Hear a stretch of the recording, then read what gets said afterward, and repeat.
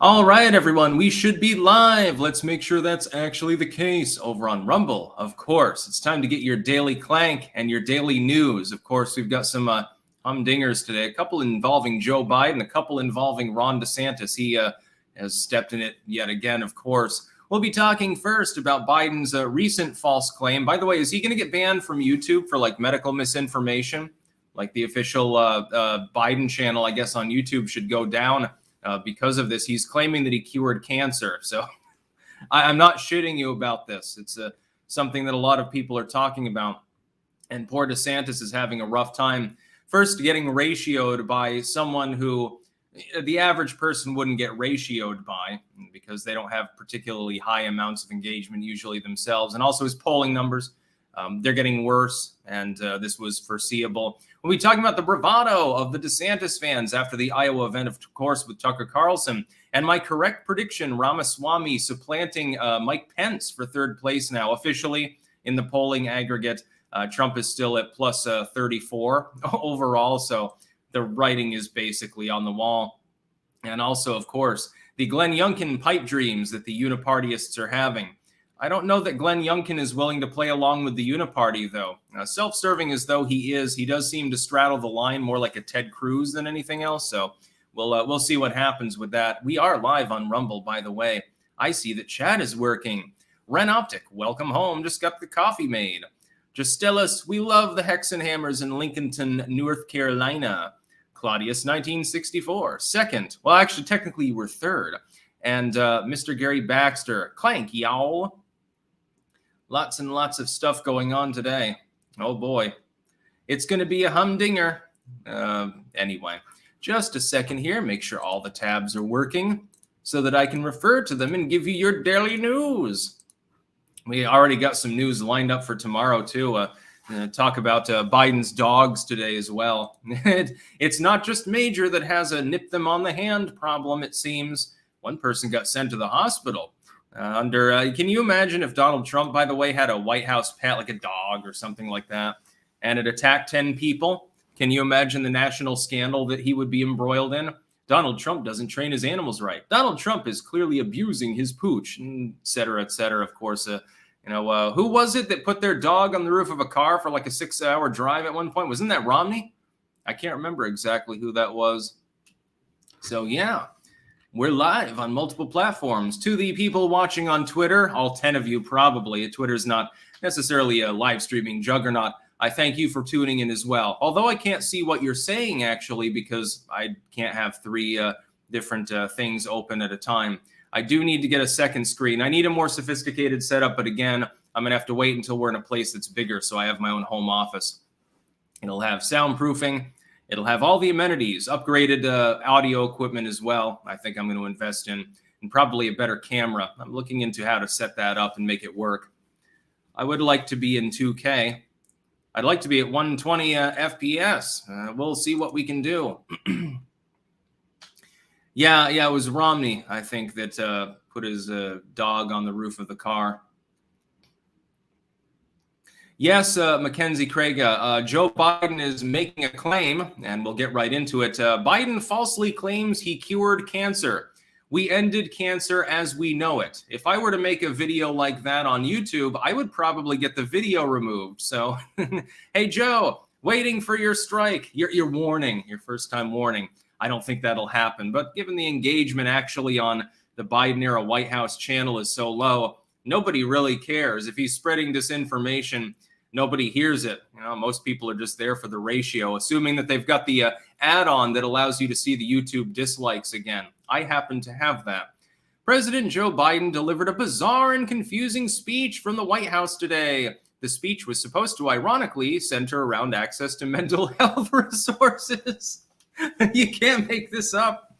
And this is right on the heels of the Hunter Biden attorney case I talked about this morning, where the one of Hunter Biden's attorneys apparently pretended to be an attorney for the other side, called up the court clerk and said, "Oh, please remove this from the docket." And now the judge is demanding answers. We'll probably get more updates about that this afternoon. Of course, it's 5:30 in the morning Eastern time for those of you in the United States. I'm in the Netherlands, so it's midday here. I'm McLovin that story. That's even more bizarre than Joe Biden making his claims here. During the speech, Biden falsely claimed that he and his administration have ended cancer as we know it. If you could do anything at all, Joe, what would you do? This is his quote. I said I'd cure cancer. And they looked at me like, why cancer? I mean, come on, who wouldn't want to cure that? Because nobody thinks we can. That's why, and we can. We ended cancer as we know it, Biden said. And there's a clip down there you can refer to. You have to go to the live page to see it. You can take it from the save from up above if you're using the archival link, and you can go to the live page and see it yourself. And my God, I mean, the cope is this. People are saying, well, Biden didn't really mean that. He said that we wanted to end cancer as we know it, and he misspoke. Okay, I'll grant that to you. How many times does Biden have to verbally fumble before you realize that he's not necessarily the greatest candidate that you could be fielding? The man is 80. He is constantly making errors in virtually everything that he says. This is by far not the first time that this has happened. It's happened countless times during his administration, his stewardship, basically. The asterisk administration, as I like to call it. If he gets on a debate stage with Trump or, well, really anyone else other than maybe a Kamala-level public speaker, isn't he going to be toast? This is why they're going to move to not have debates. They're going to try to, this is a guarantee. Most within the Uniparty are going to do their damnedest to try to not have general election debates in the 2024 election. It does not matter who Biden's opponent is. They'll only push for them if Biden's not the nominee. That would require him to die or stand down. If it's Kamala, they'd probably push for the same thing. They'd safeguard it even more than that.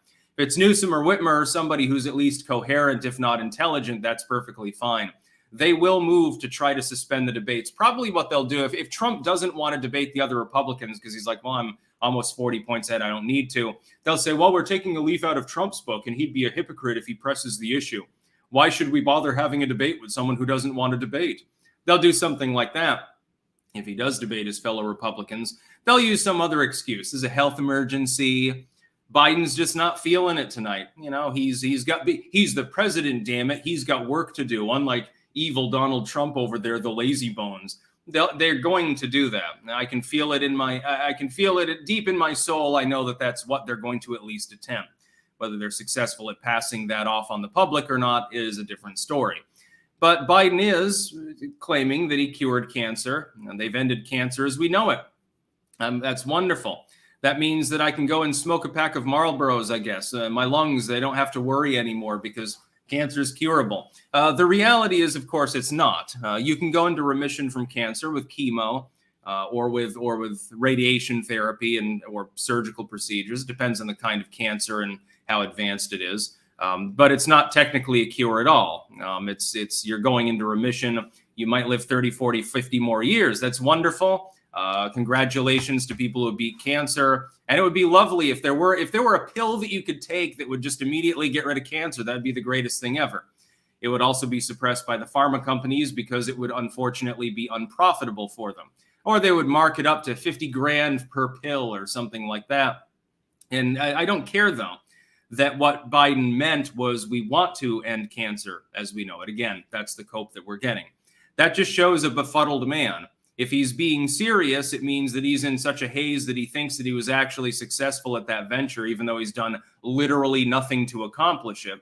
And it was one of his primary campaign platforms. We're going to get rid of cancer, man. We're going to make cancer go behind the woodshed and do push-ups, fat. Well, that hasn't actually happened. No, he's gotten bogged down in other things. And can anyone name any concrete step that Joe Biden has taken to actually increase any sort of technology against cancer? I would think preventative medicine would be better for this. It's like, hey, if there's less of you, there's less cells to get cancer. Why don't you slim down? Eat a healthy diet. Get more exercise. Don't drink. Don't smoke. Don't smoke crack like my son. Common sense approach would be much, much better. A healthier population is going to be less cancer prone. Cancer is caused by carcinogens and so forth, and people imbibe them and they get cancer, unfortunately. Use your sunblock. I happen not to use sunblock myself because I'm not too concerned about melanoma. But yeah, I mean, it will reduce the rate of it, certainly. I personally like feeling the burn of the sun myself, as evidenced by my slightly reddened face. I don't really tan, I just turn into a lobster, but I like sunshine on my shoulders and elsewhere as well. Don't worry, I'm not sunshining my asshole like those cult members do, claiming that it has all sorts of health benefits. Yeah, if crack cured cancer, then Hunter, I mean, God, he'd live to be 100, I guess. Lifecock, I rode my mountain bike yesterday and listened to Godflesh. Cool. Hypothesis, getting rid of cancer? You mean feminism? I mean, getting rid of liberals, I suppose. But again, it doesn't matter that he misspoke. That's not the point. I mean, he misspoke either way. Here's a disheveled old man who doesn't quite know what's going on, and they're coping for him by saying he didn't really know what he was saying. That's not going to fly on a debate stage. It's sort of a doppelganger, sort of the problems that DeSantis is having. It's not so much even the platform itself. If you look at DeSantis' platform, and we'll talk about him in a moment, it's standard, GOP fare. It's similar to Trump's platform. There's not a huge difference. Mainly the platform is, I'm going to do what Trump did and do it better. That's DeSantis' platform. People aren't taken in by it. But he keeps making mistakes. That's the whole problem. Running low on campaign funds because you decided to hire too many people, or your campaign manager decided to do so. Still not, by the way, letting the campaign manager go. Attacking Trump at the worst possible time right after indictment, after waiting several days to make a response at all. It looked bad. HB 269, I would say, would be in that mix. Also, the First Steps Act, opposition to that. It's not so much the platform itself, it's the carrying through of the platform. With Joe Biden, we don't really have a platform yet other than, hey, fat, I've done a great job. Manufacturing boom. Low inflation, which is a lie, but, some people are taken in by that. It's basically linear, et cetera, et cetera, et cetera. By the way, that inflation will probably get worse next year because it's a year-on-year metric. Kawasu, does sticks have legs? Yes, I do. Actually, my legs are longer than they should be. Like when I sit down, I look like I'm about the same height as Liz when she sits down. She's a half a foot shorter than I am, actually a little bit more than that. My legs disproportionately grew very long. And so I'm 6'2", but I look like I'm medium in height when I sit down, which is hilarious. Jens Peterson, sunscreen are seed oils that oxidize in your skin. Mostly they use zirconium, actually. The Defamation League. Styx's lower half is a mechanical spider body like Darth Maul in Clone Wars. Wasn't Darth Maul dead by then? That doesn't sound canonical to me. He got cut in half. I guess the top half survived or something. It's news to me. I've never watched the Clone Wars cartoons, although I've heard that they're good. Next news story, and apologies, you can no longer archive Twitter links. I mean, you can, but it's fickle. Sometimes it works, sometimes it doesn't, and I don't know exactly why. So I just screen capped it and then I uploaded it to post image here. Ron DeSantis made a post the other day, and here was his query. Ron DeSantis, we want to know, are you with us? There's an image there. Will you vote Ron DeSantis for president? Add your name. Paid for by Ron DeSantis for president. So official ad that he put out. And despite the fact that 1.8 million people viewed this particular post, only 324 people actually liked it. I heard a lot of bravado recently about how DeSantis was flying high after the Iowa event with Tucker Carlson. Oh, he did a great job, and he's going to knock it out of the park. And don't worry, DeSantis peds, just 2 more weeks and he'll be rising high in the polls. He'll be supplanting Trump. Basically, at this point, it's a Hail Mary and has been for some time. They're just hoping that Trump gets disqualified from running or croaks, and then they expect that DeSantis will be number one. At this point, though, I'm telling you, I don't know that Ron DeSantis would actually be nominated anyway because he keeps making so many mistakes. The other day, we heard that a third of all campaign staff had been laid off by DeSantis for president, for example. And so I think it's sort of like an Elizabeth Warren run. There's some cringe, there's some mistakes. You're always playing second fiddle and you just sort of drop off the face of the earth and end up dropping out. The real kicker, and then here's what I would warn DeSantis fans, since he is being a fairly good governor, if he goes into Super Tuesday, if he hasn't dropped by then and he loses in his own home state of Florida, his political career is officially dead. He won't run in 2028 successfully. Even if the field sucked, he wouldn't be able to win. He'd be humiliated, and I don't even know at this point exactly what he's doing. But with this post, there was something very, very funny that happened. David Hogg, of all people, decided to reply, yes, our old friend Davey, the severe anti-gunner who is 14 going on 40. That's the way that he looks. He's all malnourished and shriveled up and looks older than me, depending on the lighting, even though he's barely in his 20s and I'm fucking 35. So I don't know what Gen Z is getting for nutrition, but it's obviously not that nutritional. David Hogg himself, best known for ranting about guns and how bad they are literally all day on Twitter. That seems to be his new career. And occasionally appearing with politicians for selfies that they probably regret having to take thereafter. Imagine the smell. Decided to take a post as well. He posted, man can't even get 100 likes in 8 hours. David Hogg got 5,290 likes as of the time that I screen capped it. It's probably higher now. Maybe Ron DeSantis has more as well. Ron DeSantis getting ratioed massively, both in general. That's where you get more quotes and replies than you get likes.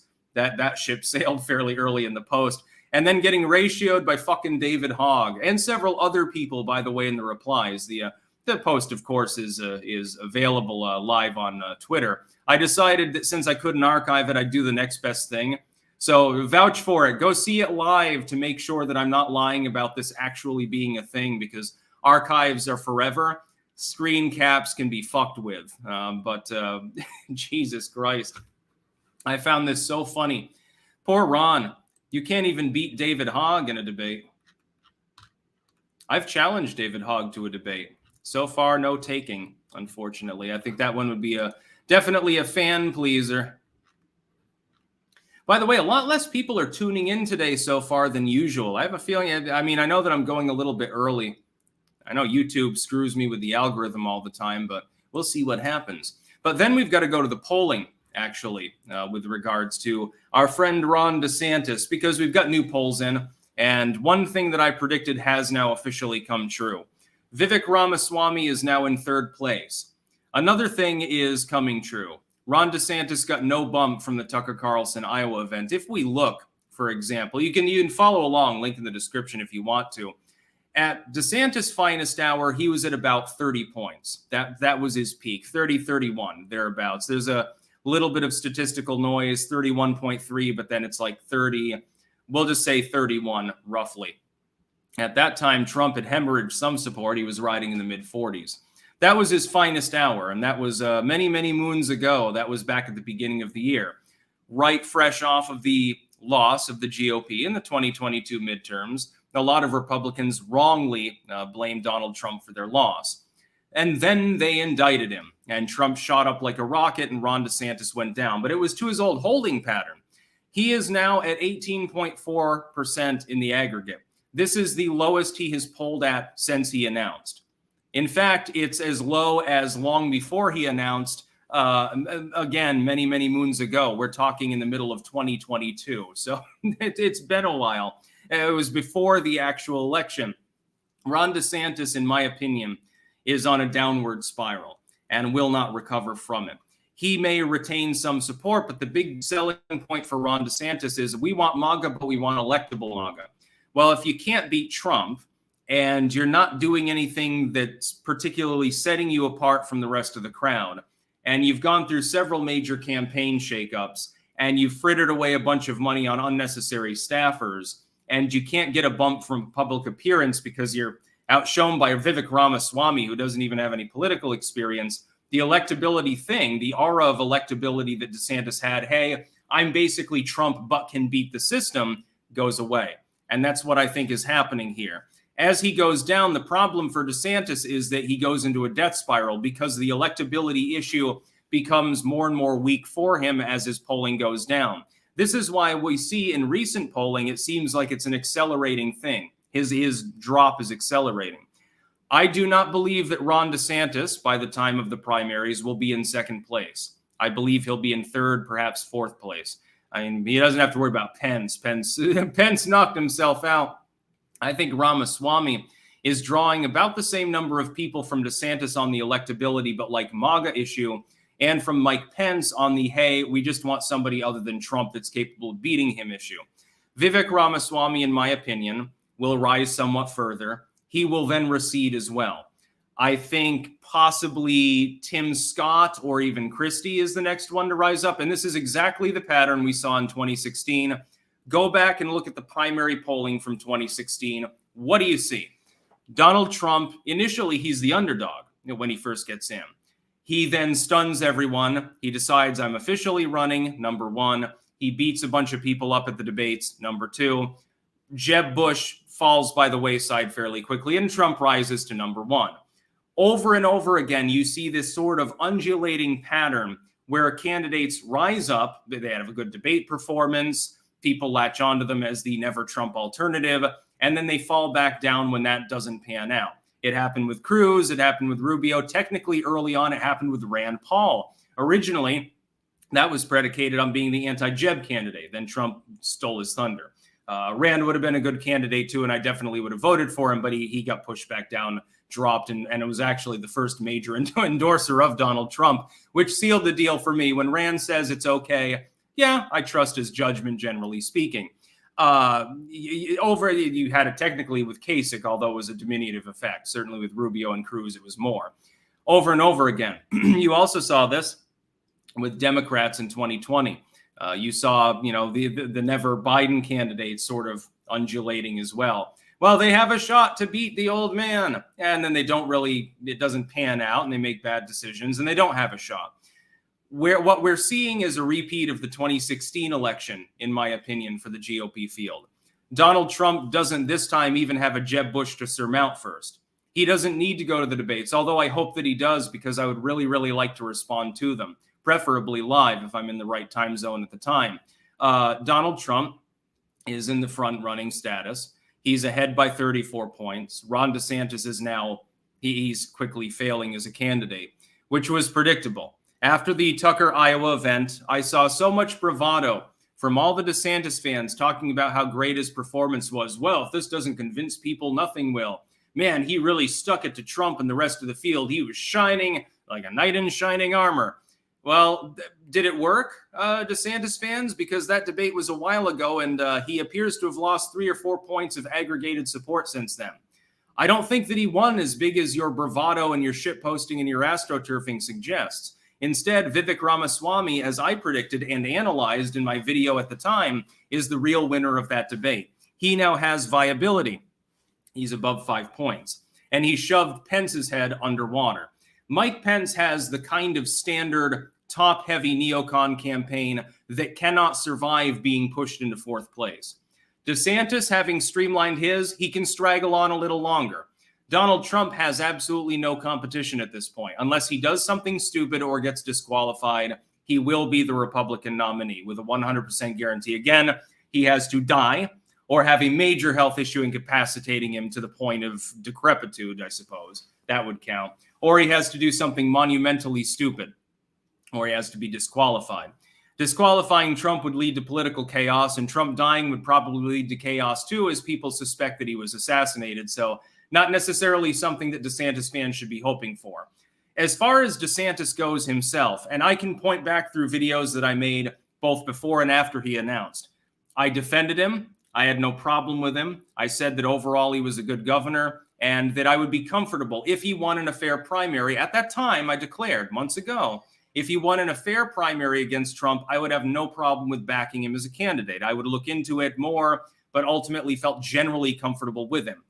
Over that time, and I am not the only person so disaffected, it's not that I don't like DeSantis in his current role.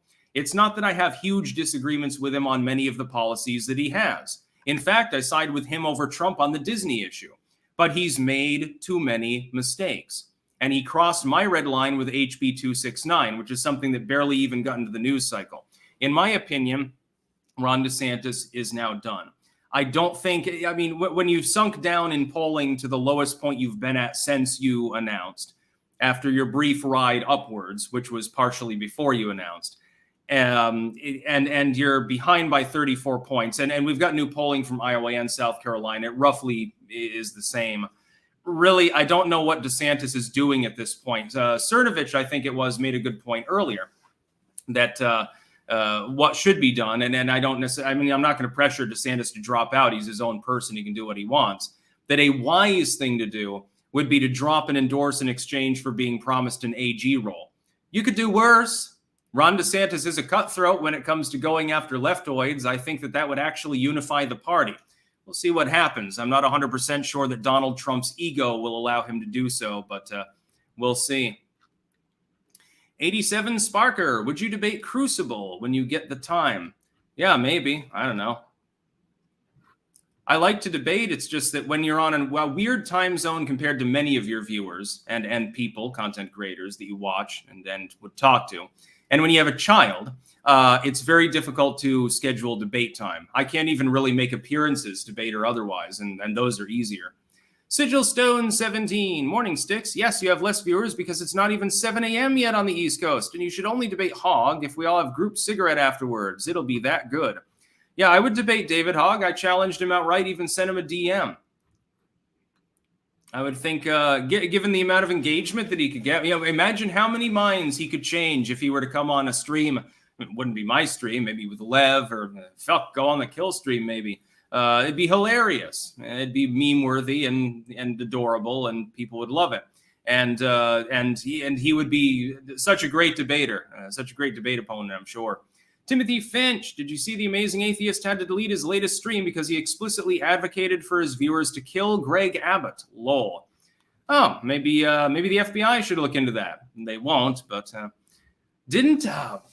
years ago, didn't the Amazing Atheist at one point bitch about me saying some random shit and he thought that I was making a threat towards him? Somebody fact check that for me. It rings a bell. And I hadn't said anything that was threatening. I can't remember exactly what it was, or maybe it wasn't the Amazing Atheist. It's happened a couple times.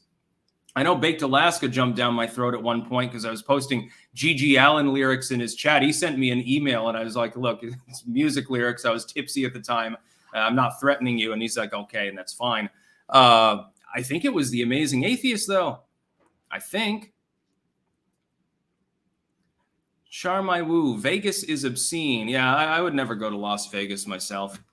I don't like big crowds and I don't like bright lights. I would much rather go out into the middle of the woods completely alone to a cabin for a week. Bayonne 201, good morning from Sassy, Stowe, Vermont. People are up in arms right now in Front Porch Forum about Starbucks coming to town. They quickly forget that AIG were the beloved corporate overlords of Stowe for decades. Interesting. Yeah. Claudius, Anomaly might feel triggered. Yeah, Anomaly blocked me on Twitter long ago. He threw a bitch fit because and then he originally said that he would debate me, but then he demanded that as a prerequisite to that debate over Trump, I guess be DeSantis he's in favor of or whatever, that I had to recant my previous statements about Trump not causing all of the inflation that we're seeing. And I'm like, fuck no, I'm not going to recant because I'm right.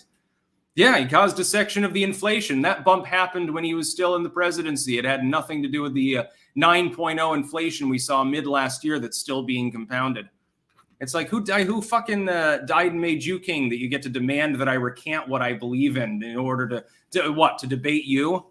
That's going to happen. Your main audience is on Facebook, dude. You know, look at our respective Rumble numbers and then get back to me. Yes, I should lower myself to that level because you hang out with the rich and famous, supposedly. You make rap videos and they're kind of funny. At least he can rhyme.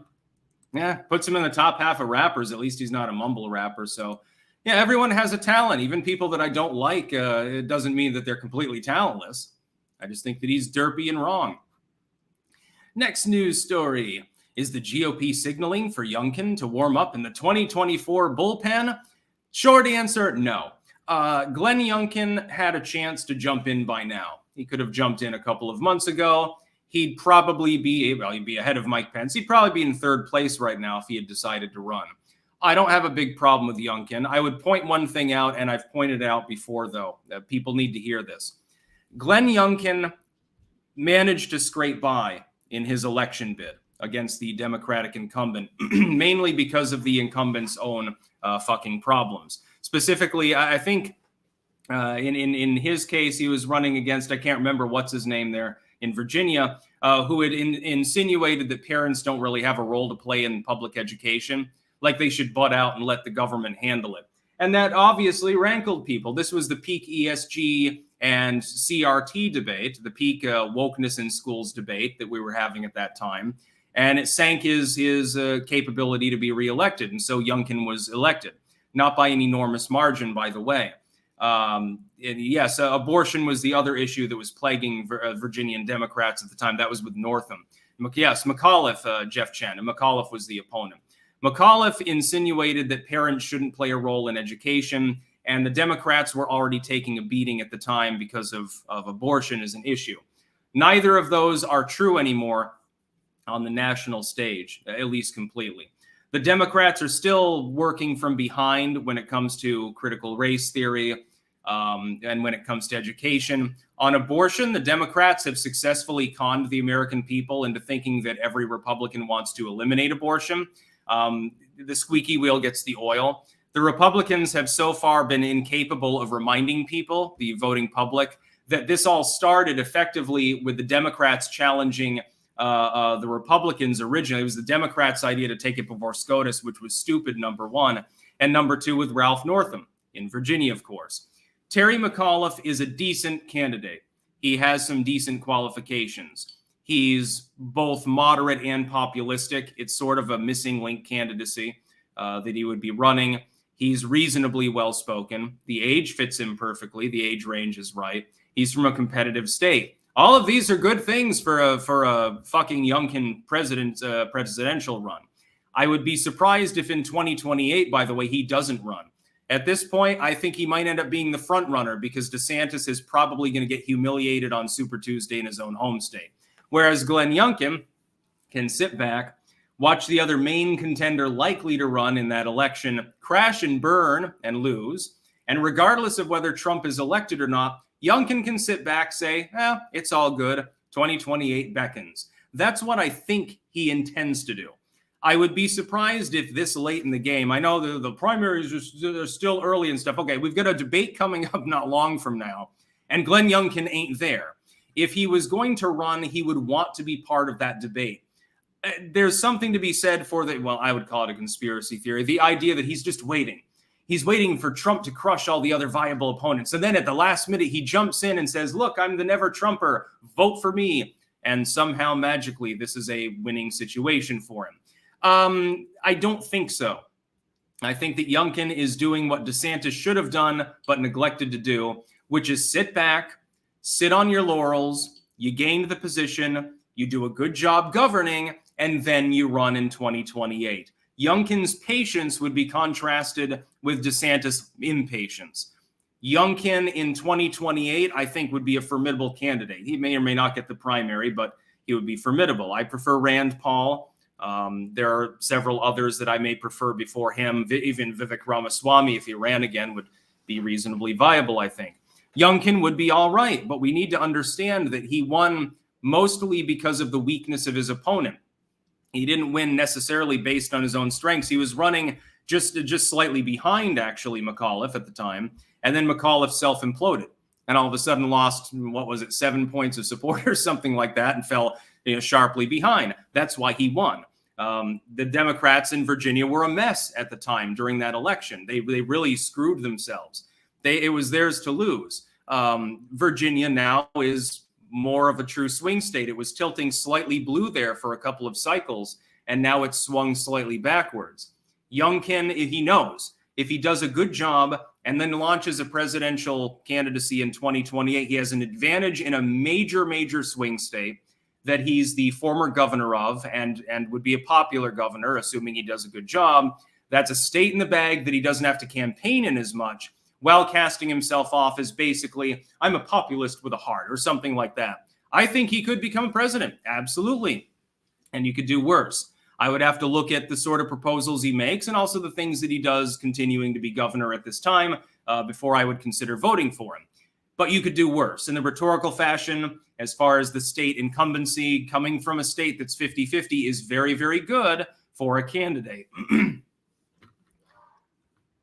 Yeah, exactly. Fap Happy Fergus. McAuliffe sunk his own campaign.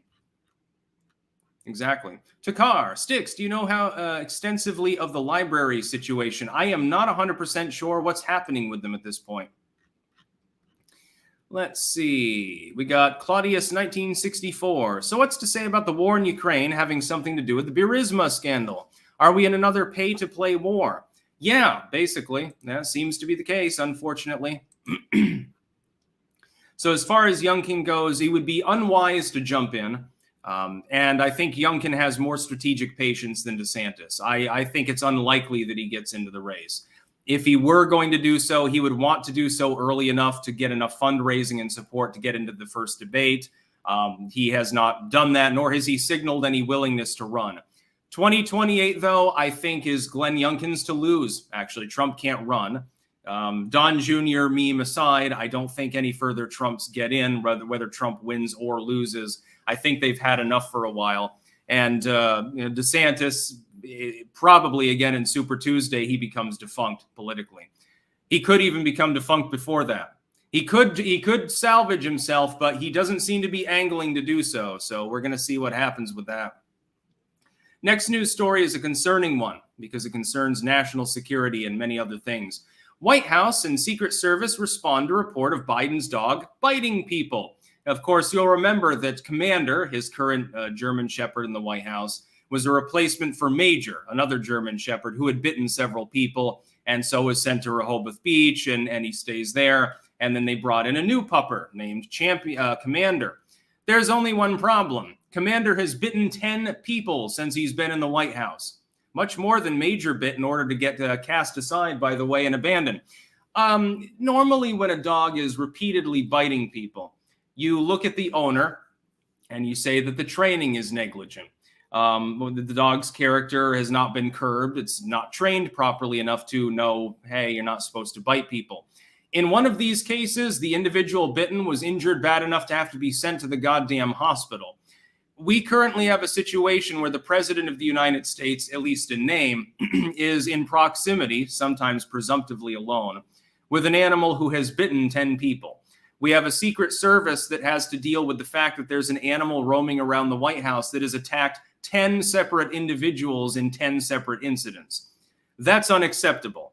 The idea that Biden probably doesn't see the problem with this. Go, come on, man. The dog never bit me. Well, number one, it could. And while there are some people who would guffaw about that, when you're 80 years old, if you get an infection from a dog bite, it might be a problem. If a dog manages to knock you to the ground, you might break a hip. That might be a problem. Oh, I have to cancel my big diplomatic visit to the UN or something because I broke my goddamn hip. I'll send Kamala instead. And then World War III breaks out because he sent Kamala and she said something fucking stupid. Did the dog go under 100 Biden's drug stash? It's always a possibility. And the fact is that at his age, Joe Biden is not capable of providing the kind of companionship that a high exercise needing breed like a German Shepherd needs. But he's still convinced with his dumb aviator glasses, biking around and playing around with trucks and with his German Shepherds and shit, Joe Biden is still pretending that it's the 1970s. He's a hip dude, man. I'm going to take Corn Pop out behind the barn and shoot him or something like that. That's not true. That's not real. You're a befuddled old man who poops his pants. You're 80 years old. Fucking get over it. You're having an end-life crisis, I suppose, or something like that. A dog normally, if it bites that many people, is euthanized. It's not kept in the goddamn White House. What are these people thinking? By the way, why hasn't the Secret Service demanded the removal of this animal? They've also got a cat in the White House. Can you imagine the national outcry if a dog that bites 10 people all of a sudden rips the cat's head off? And here's a picture of Mr. Fluffy, and he got disemboweled. I think that'd be a little bit of a problem. I don't think the PR would be too good. By the way, don't we? The Democrats are always talking about how great the Secret Service and the FBI and other law enforcement are. Okay, why don't you support them by pressuring Biden to get rid of this animal? Obviously, he has not properly trained it. Obviously, it is aggressive. A dog nips at one person's hand, it gets retrained, never does it again. That's fine.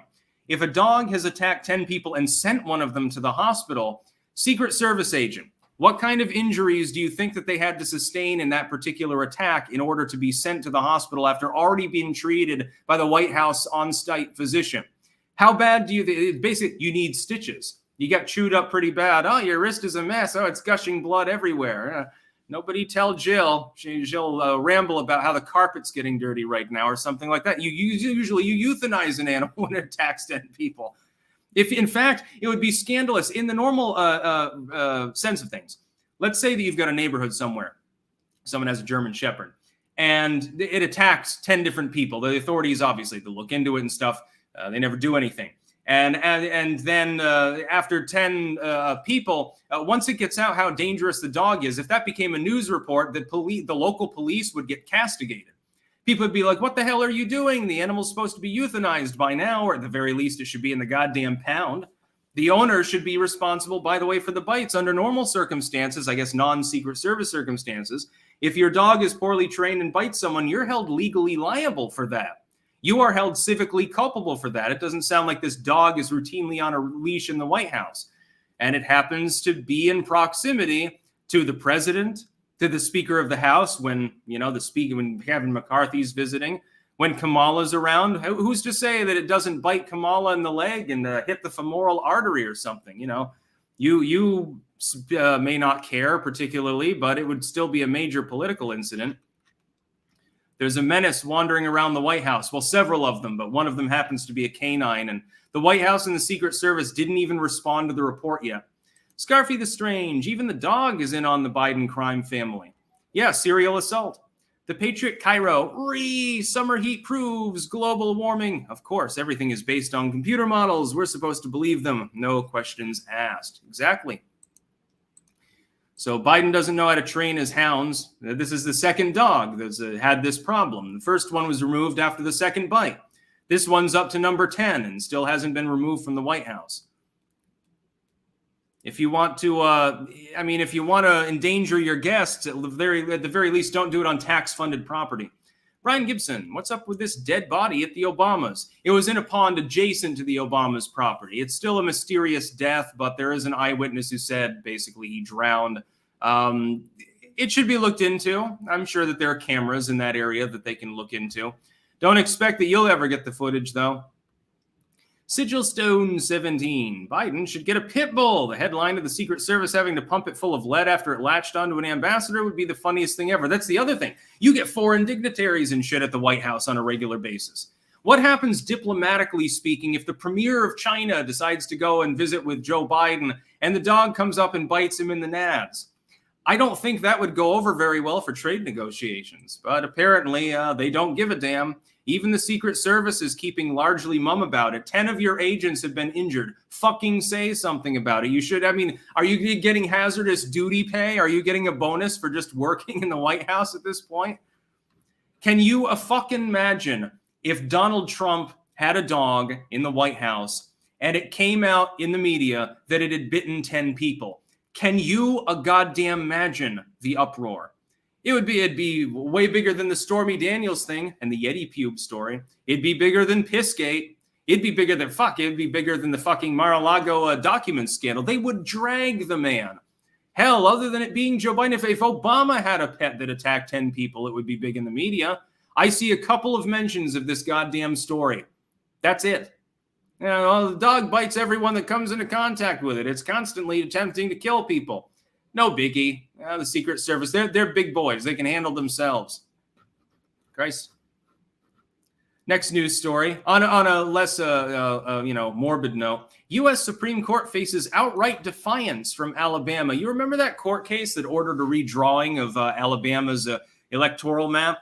Their federal districts. Their state districts there, in order to make sure that they were more, they more represented the demographics of the population. So the court's effectively now asserting supremacy over state legislatures, saying we can force you to redraw your state district maps as much as we want because you decided to make a district that doesn't make sense.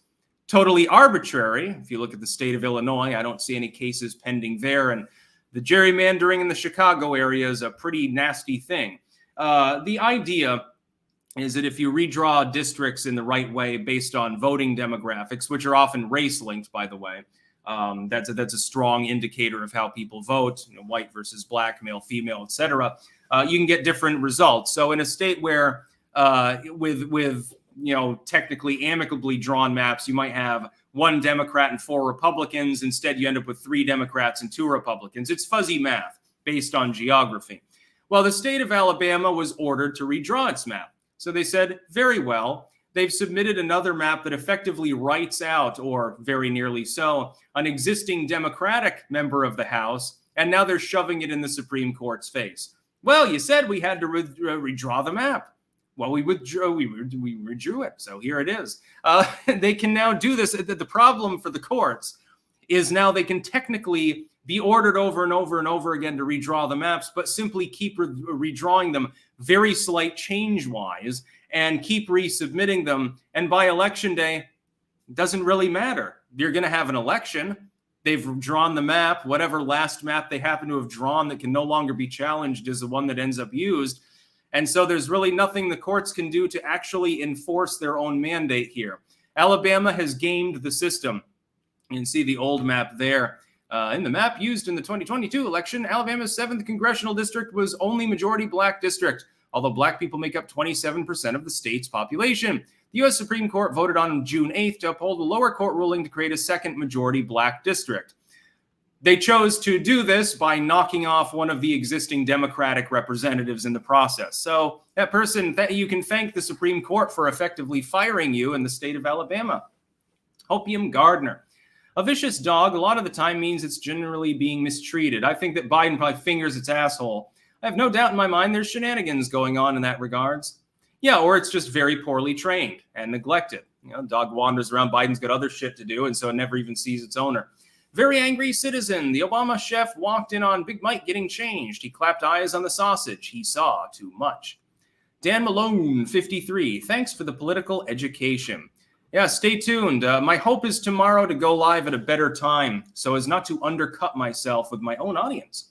Tokar, Sticks, I plead you, explore what's going on with library. I can look into it. I'll just contact them. I've got a contact with the people that run that site. Claudius, 1964. So, what's to say about the war in Ukraine having something to do with the Burisma scandal? Are we in another pay-to-play war? I already read that one, but you got an extra, I suppose. Whoops. I wasn't all the way down at the end of the screen. And then the final news story today. This is something actually, it's relevant to what I cooked yesterday. Yesterday, I cooked the most amazing fucking Indian food. I sauteed onions off in a shit ton of butter, by the way. Ghee is more traditional, but I like the taste of butter better, so I just used fucking butter, a shit ton of it. Anyway, I sauteed the onions, then I added some garlic.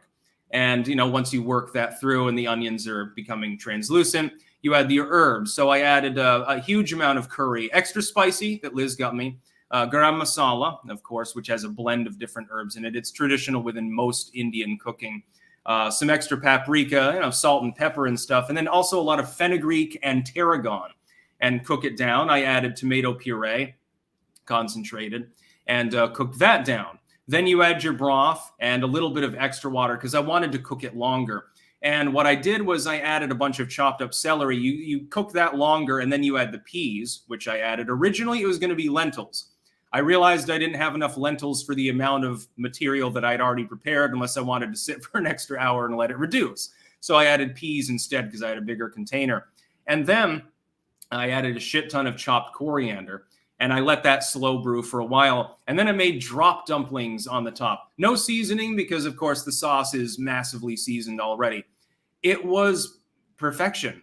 Oh, yeah, and coconut milk. I should probably add that I added that. It was buttery. It was smooth. It had just enough spiciness from the cayenne and chili powder that I added, but also a slight bit of sweetness and some saltiness. It blended perfectly. I've still got a shit ton left over. I am going to be eating that later. And yes, Chris Crow, it actually is Indian food. Curry powder? Absolutely, my dude. Curry powder for the win. Lots and lots of it. I think I added one. Oh, yeah, and I added a shit ton of turmeric, too. Sparky, people could make a comedy version of The West Wing based on the Biden White House. Yeah, it'd be a tragic comedy. Sparky, make Ukraine Russia again. Yeah, but anyway, as far as the news story that I was going to get to before I started fantasizing about the delicious food that I ate last night and I'm going to eat 2 or 3 servings of tonight with massive ass amounts of dumplings. Oh boy. And our baby liked it too. She actually ate some of the curried peas and the dumplings and didn't seem to have a problem with the spice. And I made it fairly spicy, so I'm thinking that's the Warwick genes kicking in. Scientists decode a 2,000-year-old curry recipe. Yes, it's from Vietnam.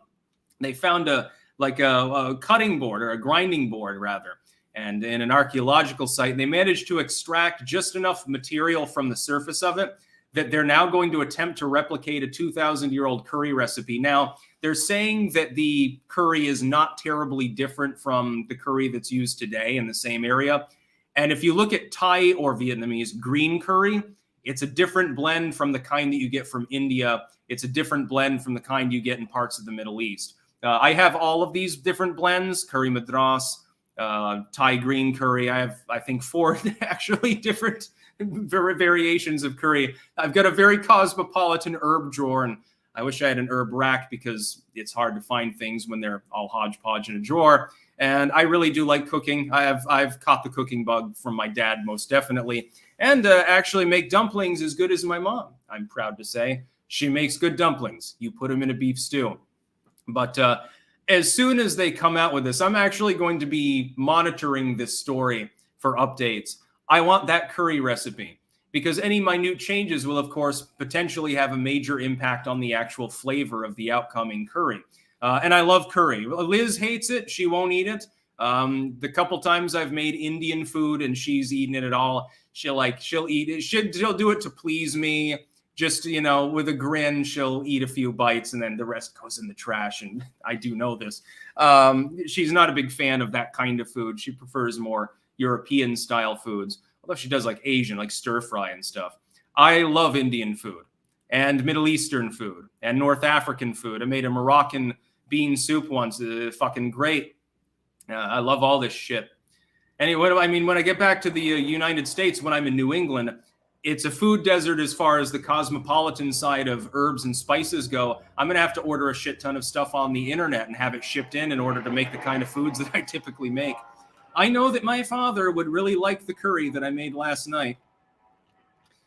He likes Indian food as well. He likes it even more spicy than I do, so it might be a little bit much for a baby. But Lapse of Apathy, what are your thoughts on Gnosticism? Do you have any videos about it, or will you make any? Go back through my occult playlist. I think I already covered Gnosticism. I think Gnosticism is pretty cool. The idea of Abraxas and having sort of a lower and then a higher sort of creative, powerful being is interesting. I don't agree with every element of Gnosticism, though. Of course, persecuted and driven half to extinction by the Catholic Church. Some grumpy ghost. Sticks, I'm back to let you know my herb garden has been growing great. And now I have a full selection of herbs for both cooking and cocktail recipes. Cooking is a great hobby for everyone. Yeah, I agree. And also it makes certain foods cheaper. If you get pre-prepared food like I made, I don't know how much I spent on all the ingredients, but I'm making 10 servings or thereabouts for a reasonable price. I could only get a couple of servings if I got it pre-prepared. And if it's canned, it's inferior, so... Takar, sounds dank as fuck. I'm having a delicagasm. Yeah, I like curry an awful lot. Yeah. Anyway, I'm going to go offline now. I started a little bit early, so there are fewer people watching anyway. 3,000 at peak is nothing compared to the normal audience. Big announcement tomorrow with regards to merchandise, by the way. I am now working with a person who has an eBay store to release a line of basic merchandise. There's bookmarks, there's keychains, and I forget what the third item was. I think belt chains, if I remember correctly. And those will have the Sticks, X, and Hammer logo, of course, on them, and some Clank references, too, in various colors, on leather. And I think gator skin is actually available for a couple of the items. So, yes, merch will be back after long last, and I will also be working with G-Sticks probably fairly soon on trying to get some more 3D printed things in an unlimited run. So it won't be the limited edition stickmen like this one behind me. It'll be an unlimited run. So it'll be a non-bidding thing. It'll be cheaper. Rascal77S. Wouldn't mind a Sticks cooking channel. I wouldn't mind doing that either on my main channel or a side channel. The problem being I don't have the recording set up right now to make it look good enough, and my editing skills need a little bit of work, so I'll have to literally learn on the fly. I'll have Liz help me with that. Then I can record her, of course, cooking as well, as I have a couple of other times. All right, so I'm going to go offline. I thank those of you who tuned in despite the, again, abnormally early hour. I didn't realize that I was going live so early. What time is it here? Oh, yeah, it's only 1:17 here. Normally, I've only started like 10 minutes prior to this. So I robbed myself of some money because half the people that normally tune in aren't tuned in because I'm probably still comatose. Whoops, I'll try better tomorrow. That's about all. Peace out.